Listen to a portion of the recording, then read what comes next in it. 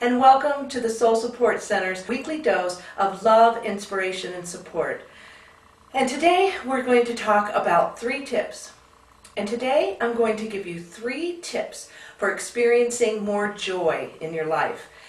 I have a theory, and it's kind of silly, but I've always felt this way, that when my spirit was creating me and choosing the God qualities that it would put into me, I was given an extra dose of the quality of joy. Because I've come into this world and I am just a naturally happy and joyful person. So to talk about joy to me is really, really exciting. And I've learned a lot about joy over the years, and I'd like to share some of those things with you. There's a quote that I've heard, and I just love it. I can't remember who said the quote, but it was, maybe joy is more closely related to aliveness than to happiness. And that hits home for me so much, because I really feel that that's the truth. So the first tip to experiencing more joy in your life is to understand what joy really is. And it really isn't related to happiness. Joy is something that we are made of. I know it's an energy state that comes from the soul, and it's a part of our being. Whereas happiness is all about the outside. We want health, we want a home, we want money, we want relationships, we want work that we love. And our happiness level is all based on how well all these outer things are going on. It's easy to feel happy when your life is working and flowing and you've got plenty of money and lots of family and friends and everything's going your way. But as soon as it doesn't, then people lose their happiness and they begin to become miserable. And joy isn't about that. Joy isn't attached to anything going right or wrong on the outside. So if you want to experience more joy in your life, you've got to understand what joy is, and that it is within you. And whatever happens on the outside has nothing to do with it. Nothing to do with it. I have been in situations where everything in my life, and I think you've heard some of these stories, everything in my life was sucking. And yet, because I think through my spiritual practices, I was living each day in a state of joy. And I was actually also happy. So remember to think of joy as something that you are. It's an extension of yourself. And when we meditate, we can get more in touch with the joy within us. When we sit in nature and observe its beauty and its peace, joy will bubble up out of you. So the next time that something happens in your outer life and you're thinking, oh, I'm so unhappy and I'm miserable, remember that your joy is not about that, and that you have a choice to go within and to remember who you are and to feel the aliveness. And one exercise that I like to use is close your eyes, and so I'd like you to do it right now. Close your eyes and start to feel, just breathe and feel your inner body. And think of your right arm. Feel your right arm. How do you know it's still there?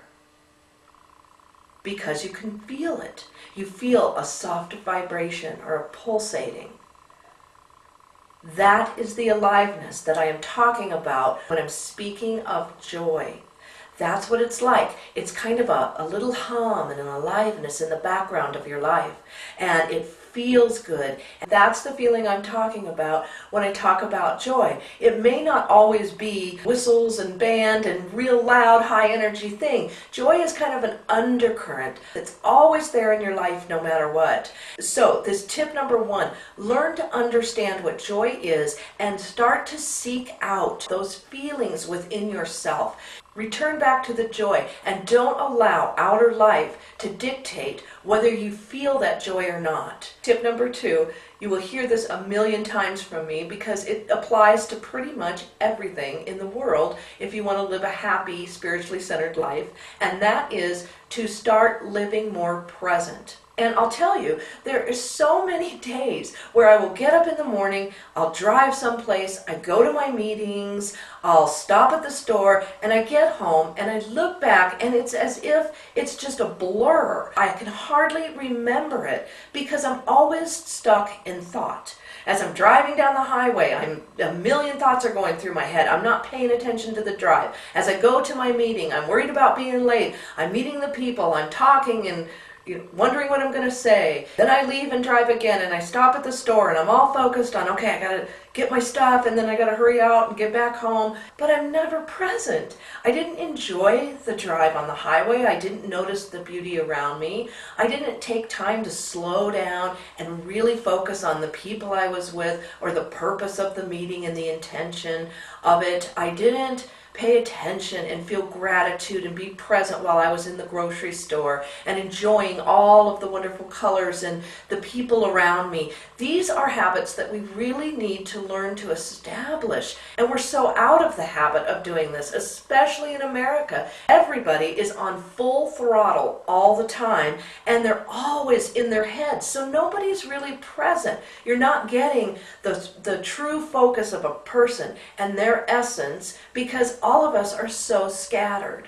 And we cannot possibly experience more joy in our life when we're living from that automatic conditioned state of consciousness.